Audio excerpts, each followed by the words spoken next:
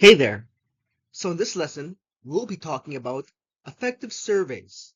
More specifically, we'll be focusing on surveys involving questionnaires. So just questions that you would ask people and you will collect the data from. There are other types of surveys, but those are what we're going to be focused on. And this is sort of an important topic is because you can ask questions and sort of mislead people and in the sense that bias is the foremost problem in most surveys. Like there are other issues here, but I would say, for my opinion, bias is the most effective problem because in truth, you can conduct a survey and sort of mislead the data by being a bit clever in how you phrase it or how you deliver it. For example, I don't know if you guys know who Bill Gates is. Oh, by the way, this is in the realm of statistics. For instance, Bill Gates once recommended a book called How to Lie with Statistics. It's a very enlightening book. I recommend anybody who's interested in this stuff that would read it. And you see here that he's actually reading this book. And if you were paying attention in the past couple of years, you can see how this book sort of relates on what happened in the past couple of years. But that aside, let's get to it and talk about some of these issues. So, the principles of proper surveying, ethics in surveys. So, before you conduct a survey, a questionnaire to anyone, the informant, you must tell them what the survey is for, what the purpose of the survey is for. If you don't, then it's sort of misleading, and you see this all the time in some cities where they're taking political responses. I would say in politics, they lie in surveys all the time, or they're misleading on surveys all the time. So they have to inform you what the survey is about before it begins. Also, you need willing participants. Participants should be willing to participate in the survey. The names of the participants must be confidential because nobody wants to have any repercussions or, nobody wants, it should be anonymous. And personal information must be kept private. These two are pretty much a given, like for a survey. Like I shouldn't even have to say that. And even here, it has to be willing participants. What you're most likely to come across in terms of problems or in terms of ethics is you must inform the participant. This is less obvious, so that's sort of that should come in the forefront of your mind when you come in when you do a survey. You have to know what the survey is about. Okay, so to do an effective survey, surveys must have honest responses. And the truth is, people tend to lie, and you have to keep your questionnaires should be designed to get the most honest response from the participant, and that would include making them feel comfortable enough to tell the truth. So, if the surveys are kept anonymous and confidential, which they should all be, they're more likely to be honest. And that's true. Nobody wants to suffer if you give an opinion and you're gonna like suffer from that opinion later on. Let's say your boss finds out what your opinion is and he sort of gives you a hard time or fires you based on your opinion. You don't want that. So that's why answers should be kept anonymous and confidential. This is the reason why voting is confidential and anonymous because you don't want to be help you want to give an honest response, but at the same time you don't want any sort of backlash on you from your response.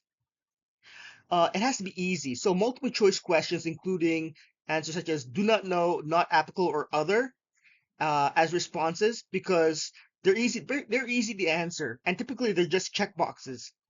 So the respondent doesn't have to think too much. They just have to read the questions and do checkbox.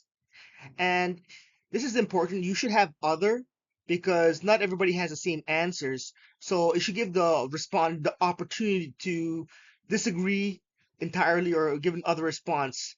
It's an option that is not part of a given list. So this is sort of important in case you don't agree with what your choices are. If you're using a rating scale, make sure it's clear and it offers a range of listings. Because the last thing you want is for them to put false data. if it's not clear or if the range is not broad enough, because you want the survey to be honest. Make it easy to continue. Do not ask too many questions and the same type of questions or forced questions. You'll see that often.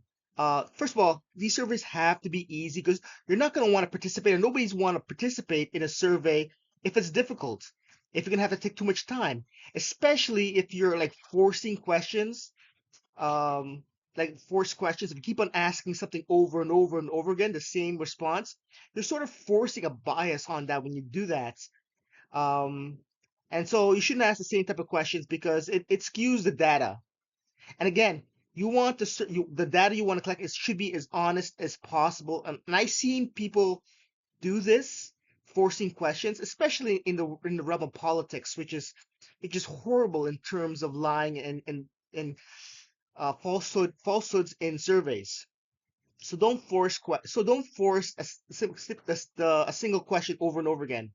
Ask more difficult or sensitive questions near the end of the survey. Again, if the survey looks difficult right from the beginning, people are not going to want to participate. So you want to make it as easy as possible and put the hardest questions like near the end in a manner that does not encourage the participant to lie. Again, a lot of people tend to lie, especially when they feel threatened or judged. So that's a big one. Now, this is the big one. Eliminate bias. What is bias? Bias is uh, something that leads towards a particular answer or suggests a negative image. For example, if let's say I want a particular outcome. Let's say the money I receive for my research depends on a particular outcome of the public's opinion. Well, if there's a conflict of interest, if I know that I'm going to benefit from a certain answer, then maybe I might put questions that could be leading towards a specific answer. But that's quite unethical, and it will lead you to like false results. So, and there's bias everywhere. And this is one of the biggest problems in terms of surveys and also in just sampling data. Because, like I said, let's say you're in school and you're doing a laboratory, and let's say you got very poor results, or let's say the results you're looking for a particular type of results, then you're more likely to sort of take shortcuts or falsify your data because you want to get that grade. So if there's a grade attached, then people tend to do questionable things in order to get that grade. So you want to try to eliminate as much bias as possible. You want to pose questions that are neutral and will not favor a certain culture. This is very difficult because we all live in a specific area, and we have a certain a dominant culture in most places.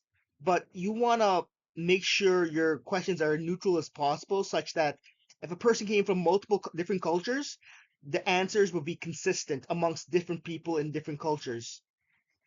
If the choices have a natural order, such as yes and no or excellent and good, use that order.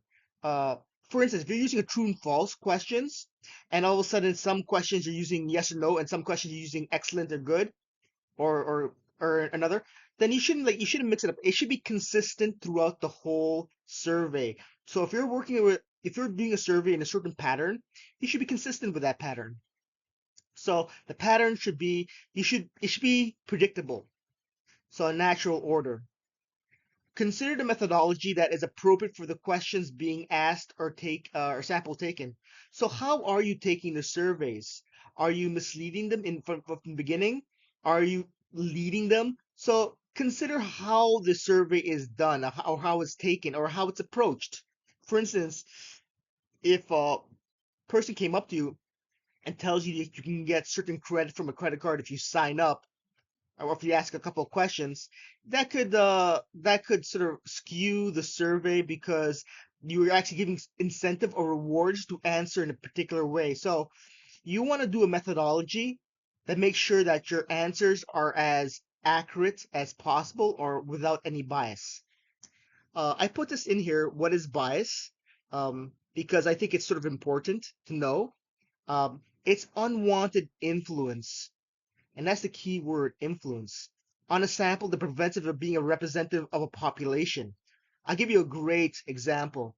Uh, Before becoming a teacher, I used to be what do you call a sampler, an environmental sampler, and this guy, he was sampling the carbon dioxide levels in a lake, and he was getting like high carbon results, and the reason was is because he parked his car right beside the lake and he had his car engine turned on, and when he was taking samples from the lake, it was right beside his exhaust fumes. The smoke was blowing right into the lake where he was taking samples, and obviously in that part the carbon dioxide levels was a lot higher than the rest of the lake. So his sort of results were skewed or influenced based on that, because the sample was not representative of the populate of the pop. So you got to be careful on how you take uh take the results or take the answers. It can dramatically warp the end result, which can lead to unintended consequences. In terms of work, we've seen this all in sort of cigarette ads, in the past, or even with food. For instance, cigarettes in the past, they used to advertise that they were like great and fantastic and it would help you.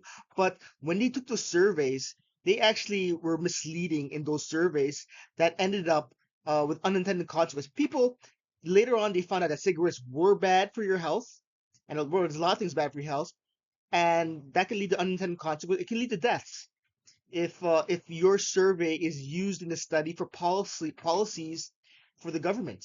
So it can cause some unintended consequences. And as you may know, what happened in the last past couple of years is a great example of unintended consequences of surveys. It can be caused by an unrepresented sample. The wording of the survey could be like misleading. The interpretation and presentation of the survey results can be again misleading. So again, you want to avoid biases. Okay, so I guess the best way to understand what I'm talking about or the importance of proper surveying is to do questions. So here we go. Example one, principles of a proper surveying. Identify which principles of surveying are not being followed in each example. In the telephone survey, the survey immediately begins asking the respondent questions. Here we go. Immediately asking respondent questions. Well, what's wrong with that? Well, they have to know exactly what the survey is about before they can start answering questions. So it says without indicating the survey is being conducted. So people need to know if they're being recorded or if their answers are going to be used for any sort of study or any sort of policies that they're going to make in the future. So they need to be informed. People need to be informed if how their answers will be used. And the response must be willing participants. You can't record someone in secret and use the responses. They have to know why their survey is being taken. They have to be willing participants. At the end of the survey, at the internet survey, the following statement was given. By pressing finish, you agree to the information you provided can be shared with other companies, and with corporations. That's a big problem. It's being shared. Like most surveys should be, okay, it should be confidential, like ethics, confidential. You can't, it has to be anonymous and confidential. If it's not, then let's say someone gets a hand of your survey or someone gets a hand of their data, they can use that against you. That's why it should be anonymous and that's why it should be confidential. You've seen it all the time in terms of the internet. Someone digs up some past information, like some past information about you, and they use it against you to cancel you for some whatever reason. It happens all the time. I'm saying when you do a survey, it should be anonymous and confidential, just like voting, just like many things. So the information must be used for marketing purposes only. Um, yeah, don't trust that. So again, it has a disclaimer is stated at the end of the survey. It should be stated at the beginning of the survey because people need to know that their answers are going to be used, and they have to know about the survey in general before they start. It has to be designed for honest response. If a personal information is shared, the participants may lie, and that happens a lot. A lot of people are pressured to say a specific answer, especially if you're working for a public agency. And I see it all the time in my line of work. So yeah, here we go. Which type of rock station do you listen to? So you have rock, you have easy listening, you have country, and you have other. But there's a whole range of I would say this is an okay one because you have other, but I would say there's a whole range of different type of radio stations. There's actually news, there's actually commentary, there's podcasts. There's more than a couple of genres. So the only thing I see wrong with this question is there's not enough options, even though you have the other box. So eliminate bias. There's a cultural bias because certain types of radio stations, such as urban talk, are excluded. So a whole bunch of them are excluded. Okay, so you're not going to get a full accurate answer with that one. How do you rate your server? Okay, this is a tricky one. It should be designed for on. Basically, if the guy's standing in front of you, you're most likely not gonna give him a bad rating, especially if they're standing in front of you, especially if it's not anonymous or it's not anonymous. So the rating scale does not give enough choices. That's just true. Excellent, fair, poor. But the thing is, there's a whole range of opinions. So giving only three boxes is not really a good indication of a survey of response.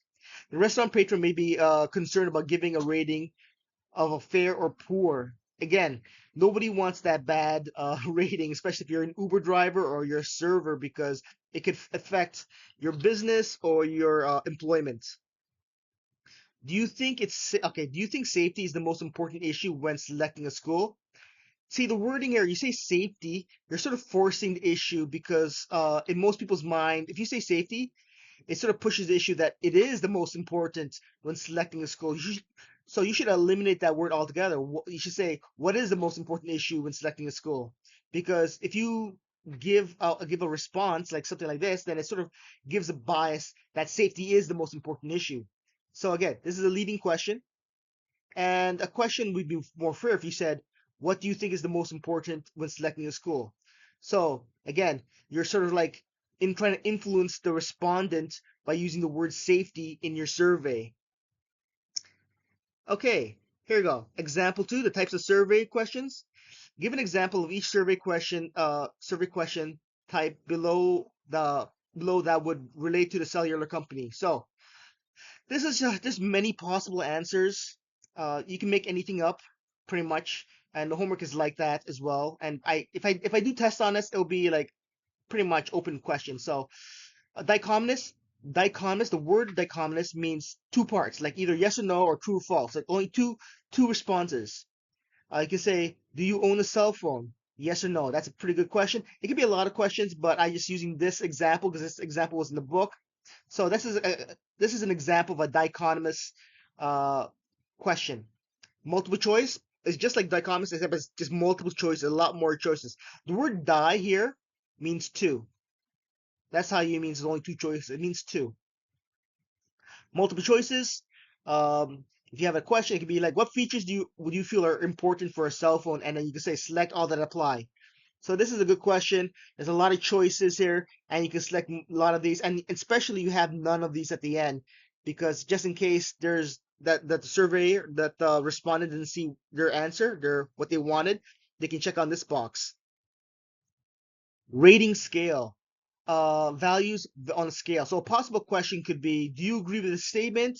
I get good value from my cellular contract, and you have a bunch of a bunch of questionnaires here. This is sort of like a scale. Like this is sort of multiple choice, but it's also very a scale. Like here's strongly agree, neutral, and strongly agree. Another scale would be like rate from 1 to 10. That's another good scale. I would say that's even a better scale because you can actually do like fractions of the number if you can fill it in. It's more of I think it's more comprehensive than this. But this is much easier because most people don't want to like write numbers or think too much. They just want to check a box. So yeah. Completion. Not a lot of people like completion questions, but if you do have to do completion, you say, "What is your occupation?" That's a completion. That's sort of a completion question. What is your occupation? And you gotta fill in the blank right there. Completion and open-ended questions are sort of similar. Open-ended questions are typically like at the end of the survey. What could we have done to do better? And it's more of a like this is more of a short answer. And this one here is more of a comprehensive answer, long answer. Possible possible questions. What could the cellular company do to improve their service? So you often see this at the end of surveys because it's a long answer and it's sort of difficult to ask. So they always put it at the end of surveys. This one here, it's also near the end of the survey, sometimes the middle because it is fill in the box and you have to think about it. So, yep, this is people usually try to avoid these ones because they sometimes can lead to bias. Okay, and I think that's about it. Oh, I have one more example. Here we go. Describe one advantage of each mode of delivery. There's advantages and disadvantages. And again, these are open-ended questions. Like these are, you can have multiple answers, but it's just one. These are the answers I saw in the book. So a personal interview, this is a great way of meeting people, and it's more representative. You actually see the people, and it sort of like puts people on the spot. Like, so if you're in the mall and someone asks you a survey question, you're more likely to respond than just completely ignoring the person and walking past. And like on the internet or even on the phone, you're most likely either to hang up or not even like bother. So when you ask people in person, they're more likely to be more responsive to you. So it's a way of meeting people who cannot be reached in other ways. That's true. The internet, the great thing about the internet is that you can put as much content as you want in the internet. So you can put graphics, you can put videos, included in part of a survey. So one of the problems in terms of questionnaires and surveys is sometimes the information given is not enough and you need more information to make a detailed answer or an accurate answer. So when you insert graphics and videos and more information, the respondent can be more honest with their answers and be more informed. Telephone, a lot of people can't be well, telephone it has a good advantage and it has a bad advantage. It's sort of like going, it's sort of the same thing as in person, but I've hanged up on tons of people who try to call me.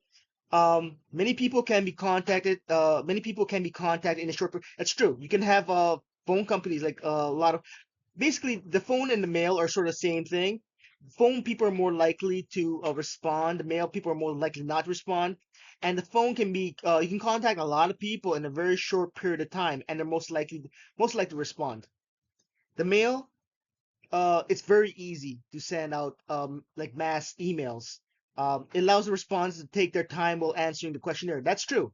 This one here, in terms of the phone, you should have put pressure, like a time limit on the person on the phone. I think I've done I did a job before a long time ago before becoming a teacher on a telephone company or a telecommunication company. I was giving surveys, and sometimes I would sit there for like 15 minutes just waiting for someone to respond. So it's it's you should have put a time limit on the respondent on the dent.